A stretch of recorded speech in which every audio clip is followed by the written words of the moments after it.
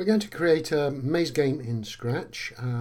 Scratch should be on your desktop. If not, you can search for Scratch either when you open up the search bar or in all programs you can find Scratch in there.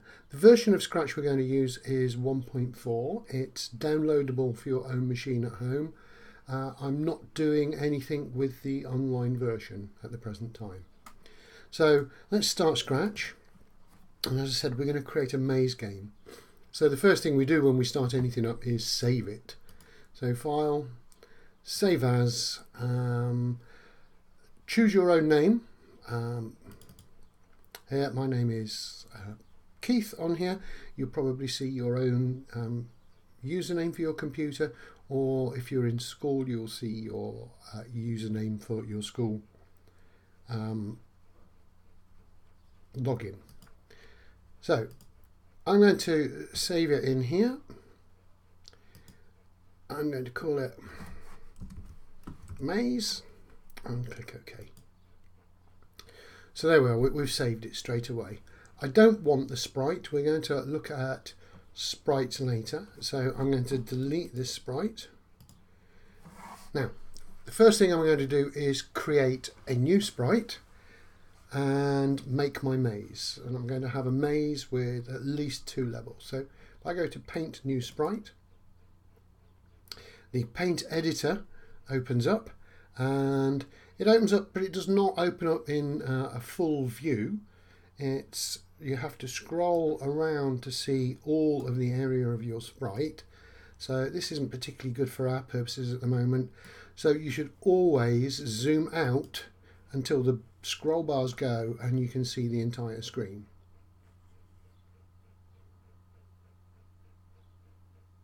Now, the next thing we do is choose a colour. I'm going to choose a nice bright pink, and the rectangle tool to draw the blocks around the sprite.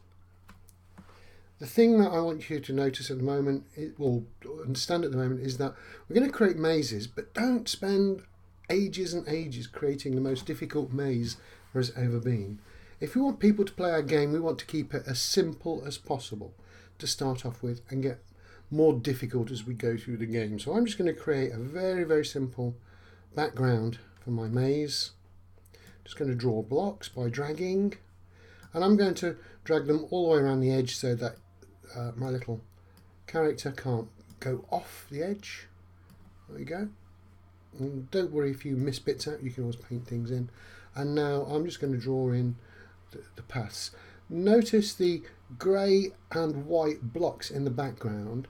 That is a transparent colour. We've also got a transparent colour down here.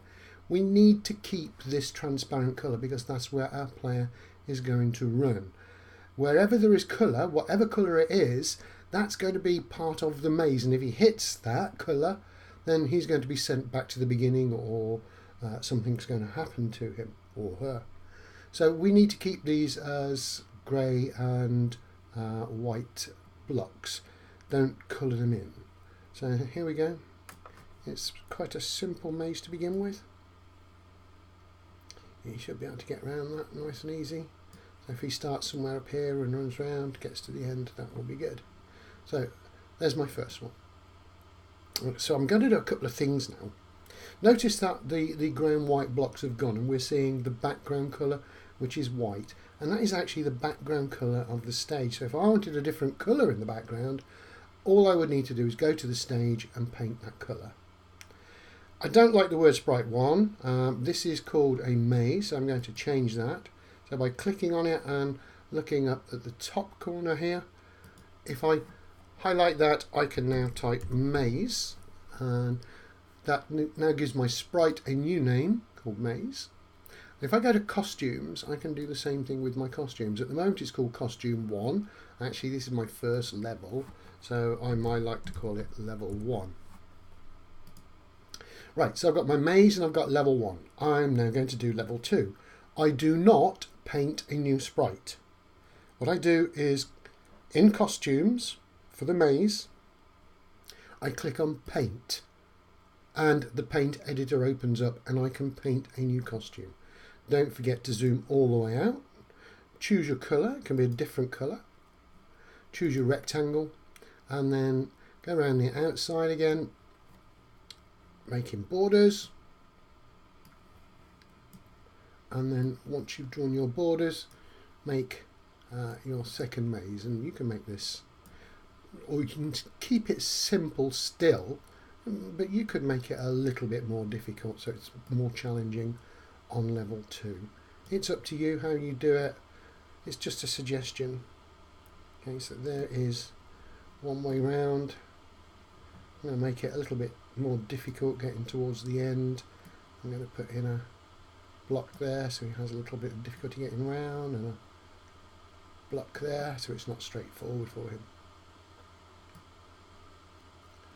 So there we go. That's my second level. When I click OK, I now have my second level. If you'd have painted a second sprite, you would see both sprites on the screen now, and it would look really poor. So this one's called Costume 1. Go back to it, call it Level 2, and we've got our 2 mazes. So we've done a fair bit of work now. So save your work, and in the next video I'm going to show you how to put a character and move a character around the maze.